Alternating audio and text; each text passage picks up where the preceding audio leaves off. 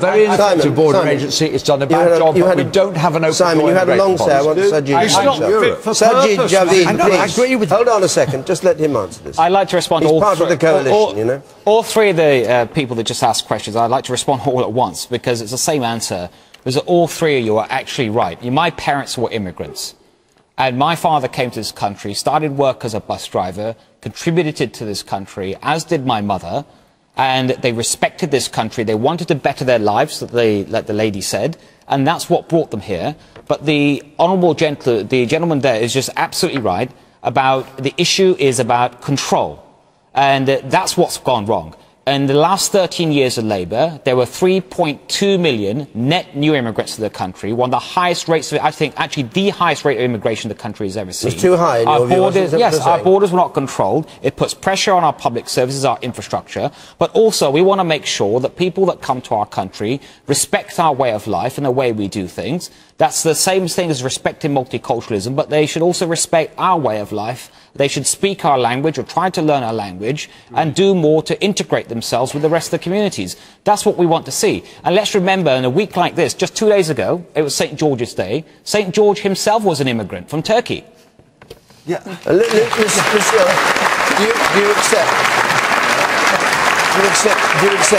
accept the charge that Labour got it seriously wrong? Well, Emma Band has said that there were things that we got wrong. And we put our hands up to say that we should have dealt appropriately with transitional controls. It's a bit late for that. And we introduced a point system, which was the right thing to do, but that we should have done it sooner. Now, there's some things that the government could be doing to address immigration at the moment. Now, I want to see them ensure that people that don't pay the national minimum wage to people from outside this country are appropriately fined, because at the moment that isn't the case. I want a border agency that has appropriate resources. It's been cut by 10,000, so they're not able to do the job that they're supposed to do, and we've seen an increase in people absconding, and actually, you know, the UK Border Agency aren't able to do their job properly, although their name has changed, I understand, this week. And there's just, what I also want to see the government do is actually address the fact that there's some certain sectors, like the construction sector, like the care sector, like the hospitality sector, where we see lots of migrants come into this country to fill jobs in those areas. And then what we should be doing is providing young people in this country with the skills and training to be able to do those jobs. All right. I'll take a couple more points from the audience, then we're gone. The woman up there. You've talked about making Britain a less attractive place. How about we keep Britain an attractive place to come, but use our position as a member state of the EU to raise the lower poverty in these nations, to keep those an attractive place? And the person there on the left, the spectacles. Nigel mentioned the Romanian crime figures. Surely these are a result of, as the lady said, we're making the country less attractive. If these Romanian immigrants have come from hostile situations, as Nigel said, of sheer poverty, of course they're going to be unhappy. And then if they arrive here and we make it an even worse place for them, I'm not surprised that the crime figures are so high. I'm not saying that it needs to be easy for them to settle here.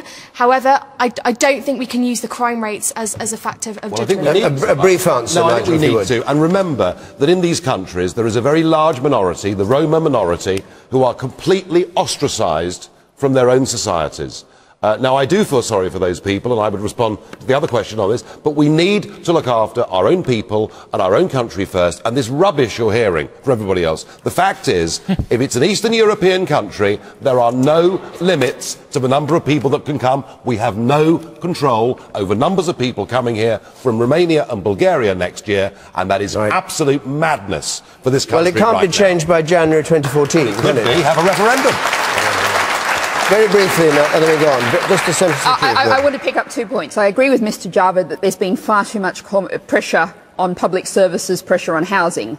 And the problem is we've failed to invest in the housing, failed to invest in the public services, failed to invest in the transport. And that's where the problem lies. And I agree with you, Mr. Farage, that under the Labour government, under the Labour government, wages were driven down. Yes, of course. That was a huge problem. And there was a report in The Independent last week about how many people are not being paid the minimum wage, or illegally being paid far less than the minimum wage. Care workers aren't paid for the travelling time between the clients that they see, for example.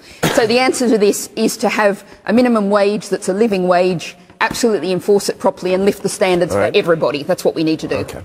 Let's, we've got a few minutes left. I'll take a question from Kate Parkhouse, please. Kate Parkhouse.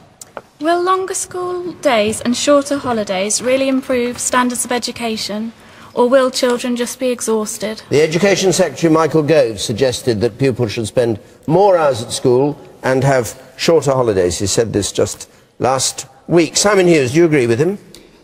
Many schools do have longer hours already. I chair a governors of a primary school. We have a breakfast club.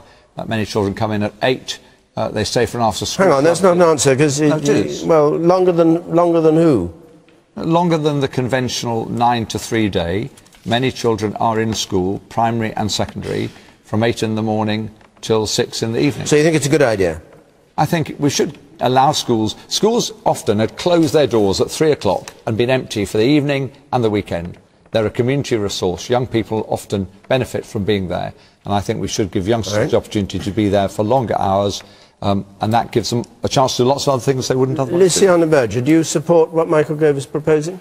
Well, there's a distinction between making schools open to their local communities and making sure that there's extended hours and breakfast clubs so parents can go to work and after school activity, and actually the school day itself. And what I want is an education system based on evidence. I had a phone call over the weekend from a teacher who said, has Mr Gove ever been to a school? Because of all the different proposals that he's putting forward, they can't believe that actually he's informed. And we hear time and time and time again, particularly about Mr Gove, that his policies are pie in the sky. They come from a department that doesn't consult and doesn't engage with teachers, and actually the very professionals that know what they're doing. Now, I don't know if the evidence is there. I know that they're currently doing a study and that Mr Gove has come up with his proposal having looked to the east. Now, is that appropriate for the UK? I don't know. There are studies, for instance, that show that a day that starts later is very good for teenagers. Now, that might be a good idea, and some schools are introducing it. But I want an evidence-based education system for our children so they have the best quality of education and not something that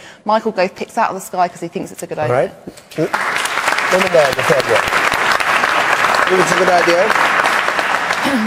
You've just said what I was going to say, in fact, that the UCL in London, the UCL Academy in London, have introduced start time at 10 o'clock and have found a much better attendance rate and concentration rate amongst teenagers. But I would what do the parents do? They can't go to work till 10. But they're teenagers, and I guess... Oh, you can leave them... Can you leave teenagers happily on the... I don't know. I wouldn't condone that. But I would have thought that if you were going to change the school time, it would be difficult to change that for primary school, as you say. Yeah. And also, I think young children can't cope with a longer day like that. They don't need a day that long. But older children, maybe it'd be a good way of introducing them to hours for working, which obviously are longer than 9 till 3 in most... Just the idea of saying to teenagers, you promise to get out of bed by 10 o'clock. We've got to go to work at 7:30. Sajid Javid, what do you make of this? What about, first of all, the idea that Michael Gove just has these ideas and they're not worked through? No, I don't think that's true at all. I think Michael Gove is transforming education. It was failing rapidly under Labour. We were falling behind in league tables by international standards, and that is being transformed right now. On this particular issue, independent schools, if you actually look at a lot of independent schools, a lot of them have longer hours. Some of them even have school days on a Saturday or half of the Saturday. I think I'm right in saying I'm the only one sitting at this table that went to a state school, like 90% of the population, and state schools haven't been able to benefit from things like that until Michael Gove's come along and put his ideas. So I'd like to see people in state schools, people like me and others, try to see if they can benefit from these kind of changes as well. So you'd like more hours and shorter holidays? I'm very open to the idea. I think it's very sensible. All right. The man there at the back on the gangway. And then I'll come to you, yes. Any teachers here who have experience of this? You're a teacher, I'll come to you in a second. Yes? It seems like Mr Gove's and the government's plan for everything is just to work longer, go to school longer, have longer days, have less bank holidays. But frankly, that's just it's pure logic. What we need is better quality. It's not working longer. And exactly the same as well with Well, basically, we need to also address the work-life balance as well. You also need to enjoy yourself as a child. You don't want to be just at school all day. Along with the workers, you don't want to be at work all day. You gotta enjoy life at the same time. There should be just as much focus on that as well as getting people in school and well educated. You'd cut the school. You would cut the working day, would you? For the well, probably I wouldn't mind the working day cut, but no, okay. I'm sure most people wouldn't mind. Right, let's come back to the schools. The lady here is a teacher. Yes. I currently work at an outstanding academy in Worcester. To make school hours longer when we're talking about family, where is the family time? Where is the quality time with our family for our children? I have a 13-year-old daughter who came home from school the other day, exhausted, came in, had her milk, had her piece of toast, fell asleep. 13. Because she's working so hard when she's at school. Yeah, and you think she's not the exception to the rule? No, I know she's not the exception. Tough mum who's driving her hard. No, I'm not. In fact, I'm probably the opposite. I love the fact that she has the summer holidays to get that rounded education that we all need. Holidays are just as much of an education as being in school. We have forgotten the fact that a family picnic, which is free, apart from the food that you take, the nature walk that you go on with them, the beach that you can stroll along. We've forgotten that. That's education too. We are so concerned about putting our children in a classroom from 8 till 6. I think Mr. Gove needs to come into our schools and have a look at what the children would be doing between 8 and 6 when it wouldn't be with their families. Nigel Farage. Thank you. I think Michael Gove is trying to make things better, but I think he's a terrible meanie to try and stop the summer holidays, and I agree, because that's a chance for people to go out and excel at sport or do different things, perhaps when they're a bit older, try the workplace on a short-term basis. And it's not the amount of time we spend at school, like everything in life, it's what we do during that time that really matters. And I think the big problem we've got with British education is that the gap, and Sajid touched on this, but the gap now between the 7% that go to the private schools in Britain and the 93% that don't is wider than it's been for 100 years. Are you for abolishing the private schools? No, I am for, David, I am for reintroducing the one thing that gave bright children from poor backgrounds the chance to excel in politics, in media, in the arts, in the worlds of sport, and that was the grammar school system, which we should never have vandalised the way that we did.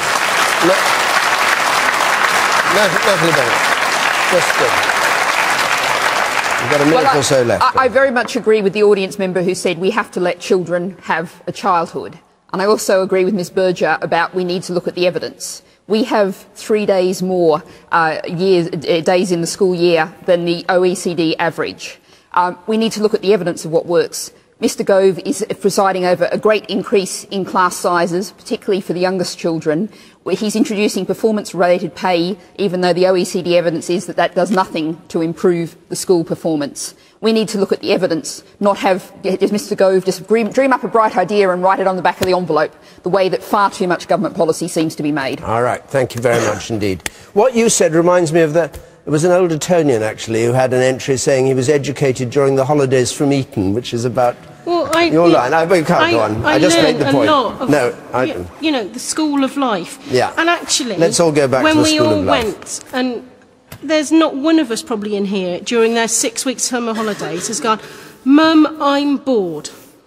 Mum, I want to do something. What can I do? Well, what happened to us having boredom and learning to deal with that boredom? We don't. We have to get our kids doing something all the time. And actually, they've lost their imagination because of that. We have to stop because our hour's up. I'm sorry. I'd like to have come to you. Our hour's up. We're going to be, now, next week, we're going to be in Dartford in Kent. Our panel's going to have on it Shirley Williams, Victoria Corran and David Starkey, among others. And the week after that, we're going to be in Coventry when we have Germaine Greer and David Davis on the panel. If you want to come either, or can come either to Dartford or Coventry, the address is on the screen there. You can apply that way, or you can call us 0330 123 9988.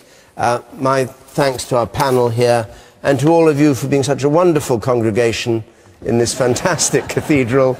Grateful to you for coming. Until next Thursday from Question Time, good night.